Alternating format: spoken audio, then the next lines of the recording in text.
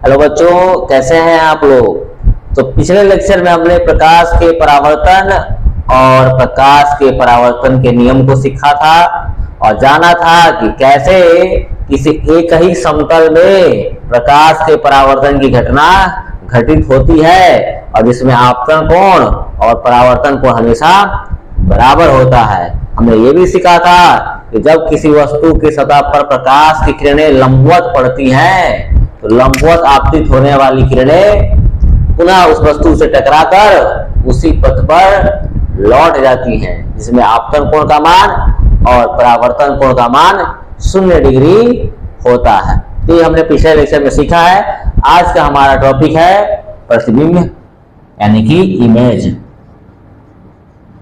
आज का हमारा टॉपिक है प्रतिबिंब यानी कि इमेज। आपने प्रतिबिंब यानी कि इमेज का नाम तो जरूर सुना होगा। आज हम लोग जान भी लेंगे कि प्रतिबिंब का निर्माण कैसे होता है। प्रतिबिंब को सीखेंगे, समझेंगे, क्योंकि प्रतिबिंब के बिना आगे मिरर जब हमें पढ़ना है, मिरर के बारे में, दर्पण के बारे में पढ़ना है। उसके अगले चैप्टर में हम लोग लेंस के बारे में पढ़ेंगे। जब लेंस और मिरर को पढ़ना है तो हमें प्रतिबिंब के बारे में आना चाहिए। प्रतिबिंब कैसे फॉर्मेशन होता है प्रतिबिंब का, उसको जानना बहुत ही आवश्यक है। तो प्रतिबिंब को बारे में समझने से देखिए, जब कोई प्रकाश स्रोत है, मान लीजिए हमारा लाइट सोर्स है, कोई भी सोर्स हो, तो जब किसी प्रकाश सोर्स से प्रकाश की किरण वस्तु की सतह पर आपतित होती है और उस वस्तु के सतह पर आपतित होने के बाद टकरा कर जब पहुंचती है, अगर मान लीजिए कोई व्यक्ति यहाँ पर खड़ा है तो उसके नेत्र पर अगर प्रकाश की किरण पहुंचती है तो ही ये वस्तु जो है यहाँ पर रखी हुई वस्तु उसको प्रतीत होती है, दिखाई देती है। यहाँ एक वस्तु रखा हुआ है। अगर वस्तु से यहाँ प्रकाश का परावर्तन लेके हमारे नेत्र तक ना पहुंचे, किसी आने वाली प्रकाश स्रोत से प्रकाश की किरणें वस्तु की सतह से टकराकर जब हमारे नेत्र पर पहुंचती है तो हमें वस्तुएं दिखाई देती हैं। लेकिन सपोज कीजिए कि ये किरण प्रकाश की किरण यहाँ से परावर्तित ही ना हो तो क्या हमें वस्तु दिखाई देगी? बिल्कुल नहीं दिखाई देगी। जब प्रकाश की किरणें किसी प्रकाश स्रोत से आकर वस्तु से टकराती हैं और वस्तु से टकराकर जब हमारे नेत्र पर पहुंचती है तो हमारे मानव नेत्र के अंतर्गत पिछले भाग में रेटिना नामक परत पाई जाती है और रेटिना नामक उस परत पर क्या बनता है? इस वस्तु का प्रतिबिंब बनता है। और यही प्रतिबिंब बनने वाला रेटिना पर इलेक्ट्रिकल सिग्नल यानी कि विद्युतीय सिग्नल के माध्यम से मस्तिष्क तक पहुंचाया जाता है और जिसके कारण हम लोग वस्तुओं को आसानी से देख पाते हैं। अब इसकी डिटेल व्याख्या हम लोग चैप्टर नंबर जब 3 पढ़ेंगे तो वहां डिटेल में बताया जाए कैसे मानव नेत्र का संरचना कैसा होता है, मानव नेत्र में बनने वाला प्रतिबिंब के क्या क्या गुण है और सभी परतों के बारे में, सभी पार्ट्स ऑफ ह्यूमन आई के बारे में समझेंगे। अभी हमें इतना समझ लिया कि जब किसी वस्तु पर प्रकाश की किरणें आपतित होती हैं और आपतित होने के बाद टकरा कर जब परावर्तित होकर हमारे नेत्र पर पहुंच गई तो फिर हमें ये वस्तु क्या हो गई? दिखने लगी। या फिर हो सकता है कि यहाँ से अपवर्तन की घटना होने लगी। देखिए, परावर्तन और अपवर्तन की घटना दोनों साथ साथ ही होती हैं, लेकिन चूंकि हमें समझना है हमें, इसलिए अलग अलग चैप्टर्स के रूप में इसे यहाँ पर आपको दर्शाया गया। लेकिन देखिए, इसे ये पानी है और ये पानी की सतह है ना, ऊपर हवा है, इधर पानी है। हवा में आने वाली प्रकाश परावर्तित भी हो जाएगी यहाँ से पानी की सतह पर आपतित होकर, और साथ ही साथ वहां जब पढ़ेंगे तो आपको जानकारी होगी कि ये अभिलंब की ओर क्या हो जाती है, ये अभिलंब खींचा जाएगा, आपतित प्रकाश अभिलंब की ओर मुड़ जाएगी जब हवा से पानी में जाएगी। तो प्रकाश के परावर्तन और अपवर्तन की घटना दोनों एक साथ हो सकती है, जैसे पानी की सतह पर होती है, ठीक है, कांच के सतह पर होती है। तो प्रकाश के परावर्तन और अपवर्तन दोनों घटना एक साथ हो जाती है, लेकिन हमको ये समझना है कि प्रकाश का परावर्तन क्या है, अपवर्तन क्या है। तो दोनों अलग अलग घटना के रूप में हम लोग अलग अलग चैप्टर्स में पढ़ते हैं। लेकिन जब प्रकाश के स्रोत से प्रकाश की किरणें आती है तो वस्तु पर टकराकर क्या होती है? या तो परावर्तित हो जाएगी या तो अपवर्तित हो जाएगी। अब परावर्तन तो समझ चुके हैं अच्छी तरह से, अपवर्तन थोड़ा कम समझते हैं क्योंकि चैप्टर नंबर 2 में पढ़ना है। तो वहां आपको पढ़ने को मिलेगा कि जब प्रकाश स्रोत से प्रकाश की किरणें आपतित होती है ना, दो माध्यमों को अलग करने वाली, सर एक माध्यम हवा है, एक माध्यम पानी है, तो दो माध्यमों को अलग करने वाली सतह पर जब प्रकाश की किरणें आपतित होती है ना, या तो अभिलंब की ओर मुड़ जाती है या अभिलंब से दूर विचलित हो जाती हैं, और ऐसी घटना को हम लोग क्या कहते हैं? प्रकाश का अपवर्तन कहते हैं। तो हमें यहाँ दिख रहा है कि प्रकाश का परावर्तन हो या प्रकाश का अपवर्तन हो। जब तक प्रकाश का परावर्तन या अपवर्तन नहीं होगा तब तक यहाँ प्रेक्षक को, मान लीजिए प्रेक्षक है, कोई देख रहा है, ये भी प्रेक्षक है, देख रहा है, यहाँ अगर वस्तु कोई रखा हुआ है तो वो आसानी से देख सकता है। ठीक है, तो वस्तुओं को देखने के लिए प्रकाश का परावर्तन या प्रकाश का अपवर्तन होना उत्तरदायी है, और हम आसानी से कई वस्तुओं को देख पाएंगे जब हमारे नेत्र पर क्या पहुंचे, प्रकाश पहुंचे। उस प्रतिबिंब का डिफिनेशन आसानी से देख सकते हैं, लिख सकते हैं। देखिए वस्तु का प्रतिबिंब हमारे नेत्र पर बना, अब इसका डिफिनेशन लिखना चाहे तो लिख सकते हैं क्या, कि जब किसी प्रकाश स्रोत से आती है प्रकाश से किरणें, जैसे यहाँ प्रकाश स्रोत था हमारा और यहाँ वस्तु रखा हुआ था, यह प्रकाश से किरणें आई और आने के बाद इस वस्तु से टकरा कर जाकर कहीं काट दी एक दूसरे को। जहां एक दूसरे को काट दी परावर्तित किरण या अपवर्तित किरण होंगी तो अपवर्तित किरण में जाकर कहीं दूसरे को काट देती हैं। जहां काट देगी तो फिर वहां क्या बन जाएगा, इस वस्तु का प्रतिबिंब यहाँ बनता हुआ दिखाई देगा। उस वस्तु का यहाँ प्रतिबिंब बनता हुआ दिखाई देता। कैसे बनता है इसका फॉर्मेशन हम लोग जब मिरर पढ़ेंगे ना दर्पण के बारे में, तो दर्पण में बड़ी डिटेल में आपको बताया जाएगा प्रतिबिंब का निर्माण कैसे किया जाता है। वहां पर किरण आरेख खींचे जाएंगे, कौन सी किरण कहाँ जाती है, ये सबको आपको जानकारी दी जाएगी। अभी इतना समझिए कि प्रकाश का यहाँ से आपतित हुआ और आपतित होकर यहाँ परावर्तित हो गया, और सपोज कीजिए कि ये परावर्तित प्रकाश कहीं ना कहीं जाकर दूसरे को जरूर काटेगा। ठीक है, और यहाँ से अपवर्तित प्रकाश भी कहीं ना कहीं दूसरे को काटता है। तो जब प्रकाश की किरण एक दूसरे को काट दी तो फिर क्या बन गया, इस वस्तु का एक प्रतिबिंब यहाँ बन गया, एक प्रतिबिंब यहाँ बन गया। तो कह सकते हैं कि जब किसी प्रकाश स्रोत से आने वाली प्रकाश किरणें किसी वस्तु से परावर्तित या अपवर्तित होने के बाद जिस बिंदु पर काटती हैं, उस बिंदु पर उस वस्तु का क्या बन जाता है, प्रतिबिंब बन जाता है। और कभी कभी काल्पनिक रूप में मान लीजिए जाती हुई प्रतीत हो, वास्तविक में तो जाए नहीं, लेकिन वास्तविक में जाएगी नहीं, लेकिन जाती हुई प्रतीत हो जाए, ऐसे कि वही कहेंगे हम लोग क्या बन गया, प्रतिबिंब बन गया। ये वाला बना जो है काल्पनिक प्रतिबिंब बनेगा, आभासी प्रतिबिंब बनेगा। और जब किरणें वास्तव में जाती काटती है तो फिर क्या बनता है, वास्तविक प्रतिबिंब बनता है। समझ में आ रहा है, तो प्रतिबिंब की परिभाषा लिख सकते हैं हम लोग।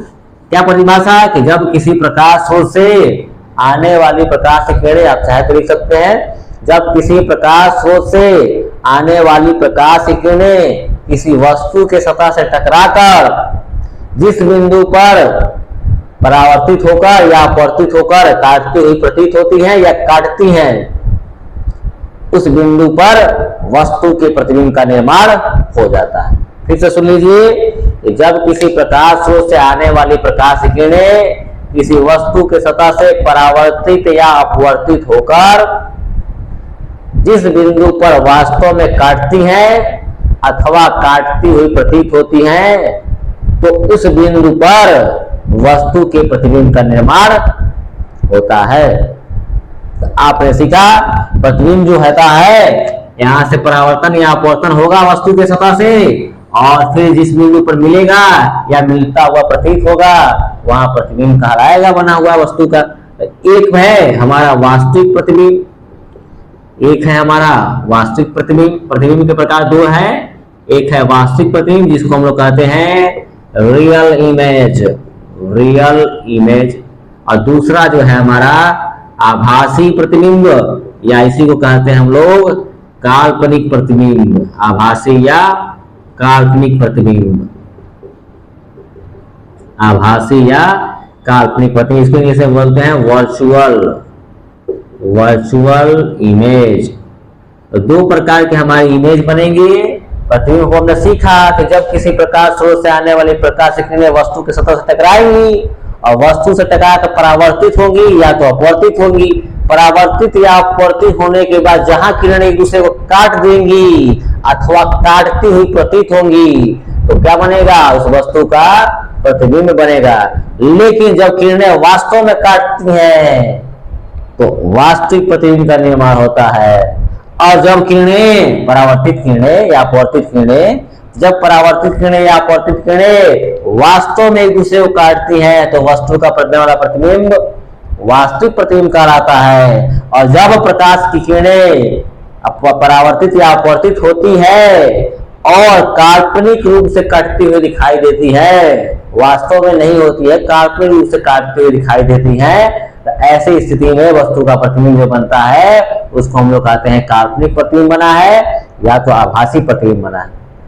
तो हमें ये समझ में आ रहा है कि प्रतिबिंब दो प्रकार का है, एक वास्तविक प्रतिबिंब और एक आभासी प्रतिबिंब या काल्पनिक प्रतिबिंब। आभासी प्रतिबिंब का निर्माण कब होगा? जब प्रकाश स्रोत से आने वाली प्रकाश की किरणें परावर्तित या अपवर्तित होने के बाद वास्तव में किसी बिंदु पर काटती हुई प्रतीत होगी, और आभासी रूप से काल्पनिक रूप से काटती हुई प्रतीत होंगी, तो फिर उसको कहेंगे कि क्या बना है? आभासी प्रतिबिंब। अब दोनों में क्या क्या अंतर है? पॉइंट चाहे तो आप लोग नोट कर सकते हैं। वास्तविक प्रतिबिंब की परिभाषा आपने समझ लिया कि प्रकाश की किरणों क्या परावर्तित या अपवर्तित होने के बाद जहां कटान होगा वास्तव में उसको वास्तविक प्रतिबिंब कहेंगे। वास्तविक प्रतिबिंब जो होता है ना, इसको पर्दे पर प्राप्त किया जा सकता है, स्क्रीन पर पर्दे पर उतारा जा सकता है या प्राप्त किया जा सकता है। वास्तविक प्रतिबिंब को ना आप आसानी से पर्दे पर उतारा जा सकता है, क्योंकि इसमें प्रकाश की मात्रा वास्तविक रूप में पहुंचती है, इसलिए आप उसको आसानी से पर्दे पर उतार सकते हैं। दूसरा जो इसका गुण है, जो इसका दूसरा प्रॉपर्टी है, ये वास्तविक प्रतिबिंब जो होता है ना, ये हमेशा वस्तु की अपेक्षा क्या होगा? उल्टा होगा। वस्तु की अपेक्षा उल्टा होता है, वस्तु की अपेक्षा उल्टा होता है। वास्तविक प्रतिबिंब को पर्दे पर उतारा जा सकता है और वास्तविक प्रतिबिंब हमेशा वस्तु की अपेक्षा क्या होने वाला है? उल्टा होने वाला है। फिर उसके बाद तीसरा पॉइंट क्या? परिभाषा से हमने सीखा कि इसमें क्या होता है? किरणों का परावर्तित, किरणों का परावर्तित या अपवर्तित किरणों का वास्तविक कटान होता है। क्या होता है? वास्तविक कटान होता है। ठीक है। और चौथा पॉइंट ये लिखेंगे कि प्रतिबिंब के निर्माण में, जब प्रतिबिंब बनाएंगे ना, वहां पर आप जब मिरर में प्रतिबिंब खींचेंगे वस्तु का, प्रतिबिंब के निर्माण के लिए कौन सा प्रतिबिंब? वास्तविक प्रतिबिंब के निर्माण के लिए सीधी रेखा का प्रयोग करते हैं, सीधी रेखा का प्रयोग करेंगे। ठीक है। तो ये बातें आप नोट कर सकते हैं, आपके लिए बड़े काम के पॉइंट्स है और फायदे में आपका रहेंगे कि बोर्ड में क्वेश्चन पूछता है कि बताइए वास्तविक प्रतिबिंब और आभासी प्रतिबिंब में क्या अंतर है। तो वास्तविक प्रतिबिंब के गुणों को समझ लीजिए, आभासी प्रतिबिंब के गुणों को समझ लीजिए और दोनों में अंतर दोनों तरफ से लिख लीजिए। तो वास्तविक प्रतिबिंब में 4 प्रकार के प्रॉपर्टी देखिए। वास्तविक प्रतिबिंब को आसानी से पर्दे पर उतारा जा सकता है, पर्दे पर प्राप्त किया जा सकता है। तो वस्तु की अपेक्षा हमेशा वास्तविक प्रतिबिंब उल्टा बनेगा। परावर्तित या अपवर्तित किरणों का वास्तविक कटान होने वाला है, इसमें मतलब प्रकाश की किरणें वास्तव में दूसरे काटती हुई दिखाई देंगी और प्रतिबिंब जब निर्माण हो जाएंगे कॉपी पे, हम लोग अपने पेज पर जब भी समतल में हम लोग प्रतिबिंब का निर्माण करेंगे हमेशा सीधी रेखा का, सरल रेखा का प्रयोग करेंगे। जबकि आप इसको देखें, आभासी प्रतिबिंब के गुणों को देखें, इसमें भी वही 4 प्रकार के पॉइंट्स हैं। पहला पॉइंट है, फर्स्ट पॉइंट है कि ये जो प्रतिबिंब है पर्दे पर नहीं उतार सकते हैं, पर्दे पर नहीं उतार सकते हैं, पर्दे पर नहीं उतार सकते। क्यों? क्योंकि इसमें वास्तविक रूप से प्रकाश उपस्थित नहीं होता है, जबकि इसमें वास्तविक रूप से प्रकाश पहुंचती है, इसलिए प्रकाश उपस्थित होता है, इसलिए इसको पर्दे पर उतारा नहीं जा सकता है। दूसरा प्रॉपर्टी होगा इसका, वहां पर वस्तु की अपेक्षा उल्टा होता है वास्तविक, ये वस्तु की अपेक्षा क्या होने वाला है? वस्तु की अपेक्षा सीधा होगा।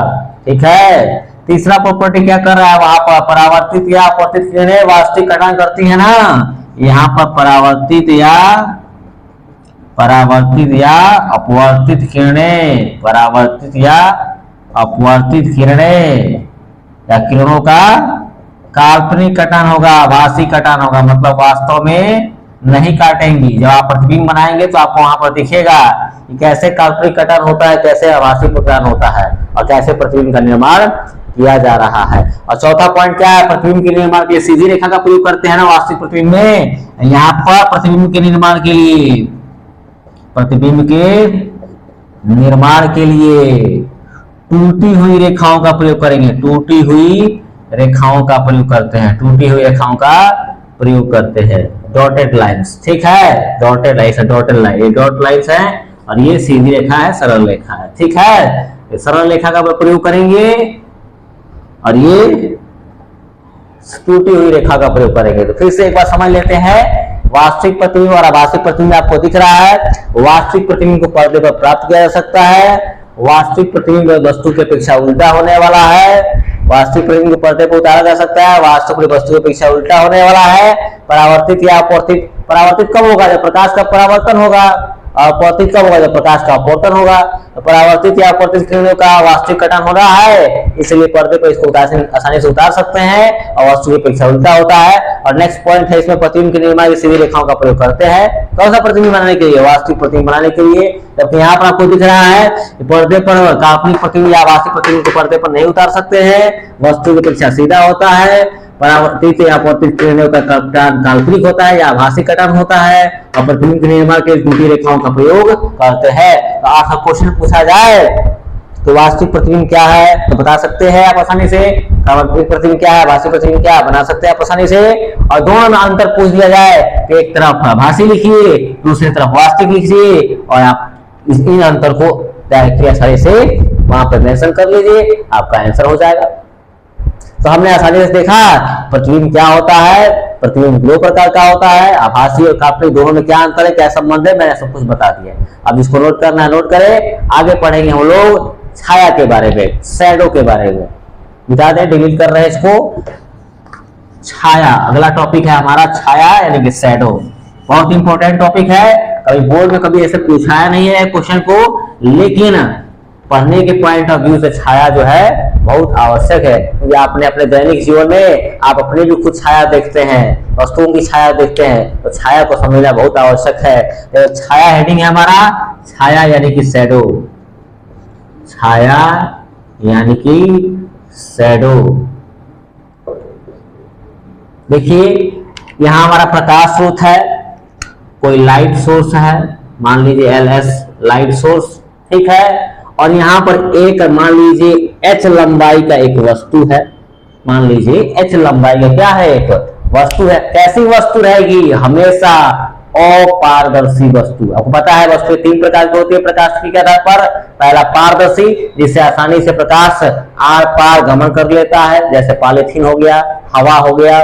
और ऐसी वस्तुएं अपारदर्शी कहलाती है जिनमें से प्रकाश होकर आर पार गमन नहीं कर पाते, जैसे दीवार हो गया, ये बोर्ड हो गया, आपका ईंट हो गया। इसे ऐसे पदार्थों से क्या होने वाला है, प्रकाश आर पर गमन नहीं करता। जिन पदार्थों से प्रकाश आर पर गमन नहीं कर सकता है वो अपारदर्शी हैं, और जिन पदार्थों से प्रकाश आर पर गमन कर लेता है वे पारदर्शी पदार्थ है। आपको समझ में आ रही है बातें? अपारदर्शी पदार्थ है, मान लीजिए यहाँ पर H ऊंचाई का एक अपारदर्शी पदार्थ है, और इस अपारदर्शी पदार्थ पर जैसे ही प्रकाश की किरणें अपतित होती है, दिख रहा है ना आपको, ये हमारा एक अपारदर्शी वस्तु है जिससे प्रकाश आर पर गमन नहीं कर सकती है। और जब अपारदर्शी वस्तु पर क्या पड़ती है, प्रकाश की किरणें पड़ती है, तो फिर विपरीत ओर उस वस्तु का एक अंधकार युक्त आकृति का निर्माण होता है। जब प्रकाश की किरणें अपारदर्शी वस्तु पर पड़ती है, जैसे हम लोग अपारदर्शी है ना, हमसे तो लाइट होकर आप पर गुजर नहीं सकता है, जैसे ही हमारे विपरीत ओर से प्रकाश की किरणें आती है, आपको सामने की ओर क्या बनता है, अगर इधर से प्रकाश आ रहा है तो आपको बगल में इधर छाया बनती हुई दिखाई देगी। आपने फील किया होगा कभी, प्रकाश इधर से आएगा, छाया जस्ट विपरीत बनेगी। देखिए प्रकाश यहाँ से जस्ट आ रहा है, ये हमारी वस्तु है, और छाया उसकी जस्ट विपरीत ओर दूसरी ओर बनती हुई दिखाई देगी। तो आप डेफिनेशन ले सकते हैं छाया का, जब किसी प्रकाश स्रोत से आने वाली प्रकाश की किरणें, जब किसी प्रकाश स्रोत से आने वाली प्रकाश की किरणें किसी वस्तु, कौन से वस्तु, अपारदर्शी वस्तु पर पड़ती हैं। जब किसी प्रकाश स्रोत से आने वाली प्रकाश की किरणें किसी अपारदर्शी वस्तु पर पड़ती हैं, तो वस्तु के विपरीत ओर, तो वस्तु के विपरीत ओर या दूसरी ओर एक अंधकार युक्त आकृति का निर्माण होता है। एक अंधकार युक्त आकृति का निर्माण होता है, जिसको हम लोग क्या कहते हैं, इस वस्तु का प्रतिबिंब कहते हैं। मान लीजिए प्रतिबिंब जो बना है X ऊंचाई का बना है, छोटा भी बन सकता है, बड़ा भी बन सकता है, उसका कंडीशन है। जब आप 12th में जाएंगे, इंटरमीडिएट में अध्ययन करेंगे, तो आपको वहां बताया जाएगा अच्छी तरह से कि कब छोटा बनेगा, कब बड़ा बनेगा, कब बराबर बनेगा, सब कुछ आपको बताया जाएगा। अभी की ओर समझना है देखिए, जब प्रकाश की किरणें किसी प्रकाश स्रोत से अपारदर्शी वस्तु पर आपतित होती हैं तो उस वस्तु के दूसरी ओर एक अंधकार आकृति का निर्माण होता है, जिसे हम लोग क्या कहते हैं, छाया कहते हैं। तो मान लीजिए ये सतह के सापेक्ष प्रकाश की किरण है, अगर थीटा एंगल पर आपतित हुई, थीटा कोण पर आपतित हुई, दिख रहा है आपको, प्रकाश को थोड़ा आगे बढ़ा लीजिए काल्पनिक रूप से, यहां से बढ़ा लीजिए। तो ये हो गया हमारा थीटा, ये थीटा, तो ये थीटा क्यों दिख रहा है आपको, ये कोण और ये कोण, ये कोण और ये कोण संगत कोण है। देखिए दो रेखा है, एक रेखा ये, एक रेखा ये, और एक रेखा प्रतिच्छेद कर रही है, तो ये जो है दोनों एक दूसरे क्या है, संगत कोण है। संगत कोण हमेशा बराबर होता है। अब जिसने परिभाषा नहीं लिखा है उसका परिभाषा फिर से मैं रिपीट कर रहा हूं, चाहे तो लिख सकता है, जब किसी प्रकाश स्रोत से आने वाली प्रकाश की किरणें किसी अपारदर्शी वस्तु के सतह पर पड़ती है तो उस वस्तु की दूसरी ओर एक अंधकार युक्त आकृति का निर्माण होता है। इसी आकृति को वस्तु का मूल्यांकन है, छायाकर है।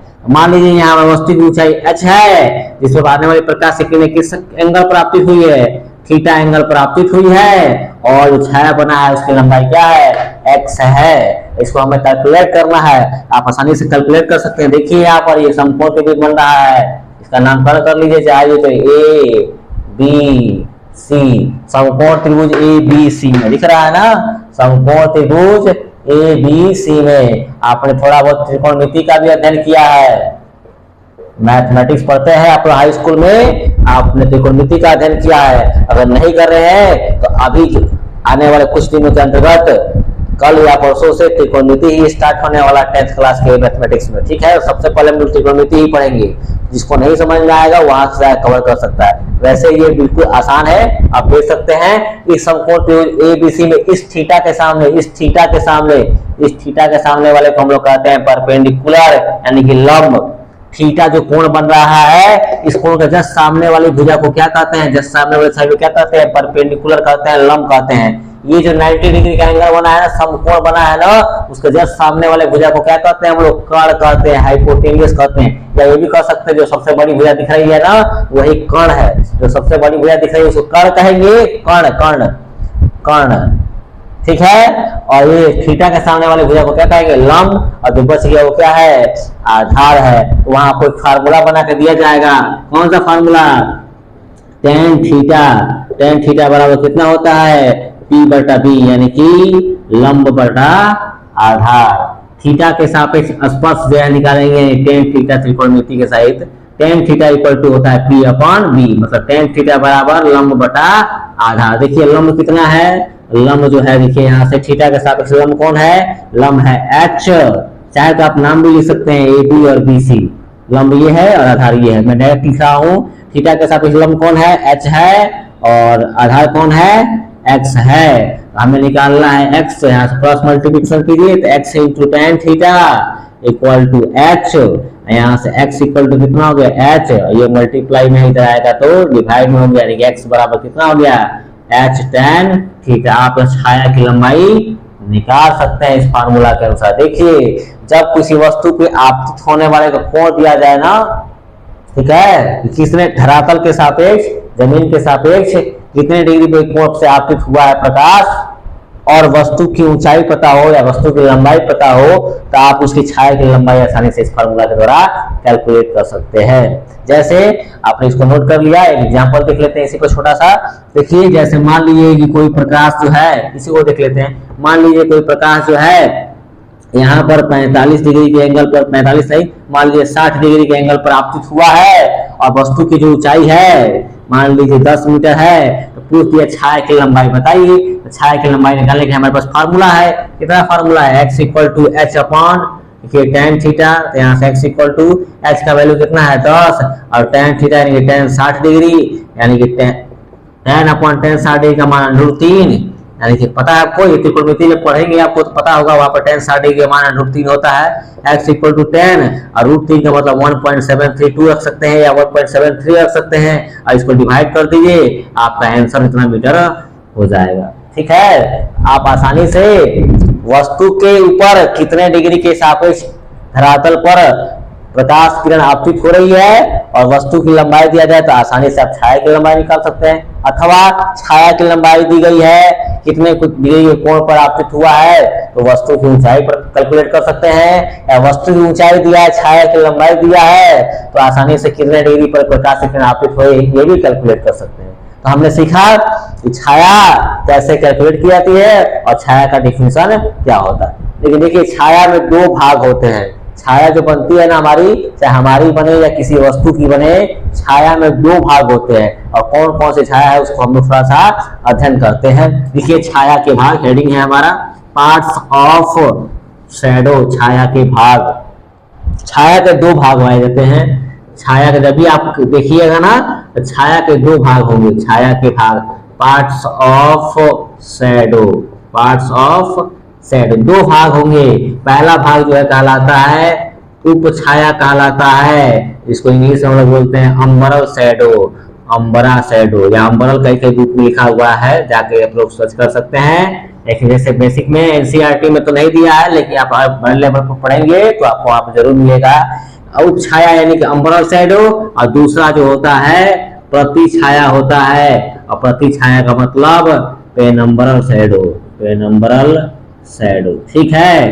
तो यहाँ पर जो छाया होता है ना हमारा, छाया में दो प्रकार के भाग दिखाई देंगे, एक भाग जो है उप छाया है और दूसरा भाग जो है प्रति छाया है। देखिए उप छाया वाला जो भाग है ना, इसमें प्रकाश की मात्रा जो होती है बिल्कुल ही नहीं होती है, प्रकाश की मात्रा बिल्कुल ही नहीं पहुंचती। जैसे मैंने कहा ना ये अपारदर्शी वस्तु है और इस पर प्रकाश की किरणें आपतित हो रही हैं, और प्रकाश की किरणें आपतित हो रही है तो ये इसको अपने से होकर गुजरने ही नहीं दे रहा है, गुजरने ही नहीं दे रहा है तो प्रकाश की मात्रा बाहर निकलेगी ही नहीं, और प्रकाश की मात्रा उपस्थित नहीं है, इसलिए क्या हो रहा है अंधकार युक्त आकृति का निर्माण होता है। क्योंकि यहाँ पर प्रति छाया जो होता है ना, यहाँ तो प्रकाश की मात्रा बिल्कुल ही नहीं है उप छाया में, लेकिन इसमें प्रकाश की मात्रा थोड़ी, प्रकाश की थोड़ी सी मात्रा उपस्थित होती है, थोड़ी सी मात्रा उपस्थित होती है। तो इसमें प्रकाश की मात्रा बिल्कुल ही नहीं उपस्थित होती है, ठीक है। देखिए छाया के दो भाग है, एक भाग है उप छाया, दूसरा भाग है प्रति छाया। उप छाया जो है छाया का वह रूप है, वह भाग है जिसमें प्रकाश की थोड़ी भी मात्रा उपस्थित नहीं होती है, और थोड़ी भी मात्रा उपस्थित नहीं होती है तो वही वाला भाग क्या दिखाई देता है, बिल्कुल काला काला दिखाई देता है, मतलब छाया के रूप में दिखाई देता है। और प्रति छाया जो होता है ना वो थोड़ा धुंधला धुंधला दिखाई देता है। क्यों धुंधला धुंधला दिखाई देता है? क्योंकि उसमें प्रकाश की थोड़ी थोड़ी मात्रा उपस्थित होती है। आप सर्च करेंगे, आप बुक्स में देखेंगे तो आपको वहां पर दिखाई देगा कि वस्तु के जो छाया बनती है उस छाया में दो भाग पाए जाते हैं। पहला भाग जो है उप छाया है और दूसरा भाग जो है प्रति छाया है। उप छाया में प्रकाश की मात्रा बिल्कुल ही नहीं है, और बिल्कुल ही नहीं होने के कारण वो काला दिखाई देता है, बिल्कुल ब्लैक दिखाई देता है, और उसी को हम लोग क्या कहेंगे, वास्तविक छाया कहेंगे। जो हमारा उप छाया है ना, वस्तु का उप छाया, वही क्या है, वास्तविक रूप से छाया है। जबकि प्रति छाया में जो है ना उसमें प्रकाश की थोड़ी थोड़ी मात्रा उपस्थित होती है, जिसके कारण वो धुंधला दिखाई देता है। तो उसको भी हम लोग प्रति छाया कर रहे हैं, लेकिन वास्तविक छाया ये नहीं है। वास्तविक छाया उप छाया को कहते हैं, अम्बरा शैडो को कहते हैं, ठीक है। जैसे मान लीजिए हमारे पास एक यहाँ पर गेंद है, कोई वस्तु है, यहाँ प्रकाश की किरण आपतित हुई, यहाँ प्रकाश की किरण आपतित हुई, प्रकाश के आपतित होने की किरण बाद यहाँ पर चली गई, तो यहाँ वाला जो भाग बनेगा ना, यहाँ वाला भाग जो बनेगा ये बिल्कुल अंधकार, क्योंकि ये देखिए प्रकाश को ये आपको जाने नहीं दे रहा है। यहाँ से प्रकाश की किरण यहाँ भी आपतित हो रही है, लेकिन यहाँ से ये क्या कर रहा है, इसको अपने, क्योंकि ये क्या है, अपारदर्शी है ना, अपारदर्शी वस्तु जो होती है अपने से प्रकाश को ऊपर गुजरने नहीं देती है। अब ये अपारदर्शी अपने से गुजरने, लेकिन यहाँ से क्या होगा, रिफ्लेक्शन हो गया या रिफ्रैक्शन हो गया। रिफ्लेक्शन और रिफ्लेक्शन यानी कि परावर्तन और पतन के बाद यहाँ तो बीच में प्रकाश है ही नहीं है। अब ये वाला प्रकाश नहीं है तो ये क्या है अपना, ये है हमारा उप छाया है, और इसमें प्रकाश की मात्रा बिल्कुल भी नहीं है। लेकिन देखिए इस लाइन से जो प्रकाश के परावर्तित या अपवर्तित होकर आ रही है ना, इसके बाहर यहाँ पर जो है, यहाँ पर प्रकाश की मात्रा थोड़ी दिख रहा है आपको, प्रकाश यहाँ पहुंच रहा है, यहाँ प्रकाश पहुंच रहा है। ये वाला जो भाग होगा ऊपर वाला, यहाँ ये वाला भाग जो होगा, इस भाग को कहेंगे हम लोग क्या है, प्रतिछाया है। प्रतिछाया में प्रकाश की थोड़ी मात्रा उपस्थित होती है। दिख रहा है ना, ये अपारदर्शी वस्तु की दो प्रकार की छाया बनती है एक ही साथ में, एक है उपछाया, दूसरा है प्रतिछाया। उपछाया में प्रकाश की मात्रा बिल्कुल भी नहीं है, क्योंकि यहाँ से प्रकाश गमन ही नहीं कर पाता है, क्योंकि सभी प्रकाश वस्तु जो है क्या है, अपारदर्शी है, प्रकाश को अपने से गुजरने देती है। यहाँ अंधेराकार आकृति बनता है, और अंधेराकार आकृति बनता है, उसी को हम लोग क्या कहते हैं, उपछाया, और इसी को हम लोग वास्तविक छाया कहते हैं। जबकि इस वस्तु के ऊपर की सतह से जब प्रकाश की किरणें परावर्तित या अपवर्तित होती हैं, तो थोड़ी सी प्रकाश की मात्रा यहाँ पहुंच जाती है, जिससे कहा इस वस्तु का छाया तो बनता है लेकिन धुंधला बनता है, जिसको हम लोग प्रतिछाया कहते हैं। प्रतिछाया को वास्तविक छाया के रूप में हम लोग नहीं मानते। किसको मानते हैं? उपछाया को ही मानते हैं। तो आप चाहे तो नोट कर सकते हैं, छाया के दो भाग, एक भाग उपछाया, दूसरा भाग प्रतिछाया। उपछाया में प्रकाश की बिल्कुल भी मात्रा उपस्थित नहीं है, प्रतिछाया में प्रकाश की थोड़ी मात्रा उपस्थित है, और इन दोनों में वास्तविक छाया कौन है? इन दोनों में वास्तविक छाया जो है उपछाया। क्यों? क्योंकि इसमें प्रकाश की थोड़ी ही मात्रा उपस्थित नहीं है, बिल्कुल अंधकारिक आकृति का निर्माण सतह पर होता है। अब अगले वीडियो में हम लोग दर्पण यानी कि मिरर के बारे में पढ़ेंगे, जो हमारा बहुत ही मोस्ट इंपोर्टेंट टॉपिक है बोर्ड के नजरिए से। उसको हम लोग कल से अगले वीडियो में आपको मिलेगा। मिरर किस क्या होता है, मिरर के कैसे प्रतिबिंब बनाए जाते हैं, और मिरर में कौन कौन से फार्मूला, कौन कौन से सूत्र किस प्रकार स्थापित किए गए हैं, सब कुछ डेरिवेशन के साथ पूरी डिटेल्स जानकारी आपको मिलती रहेगी। तब तक के लिए गुड बाय।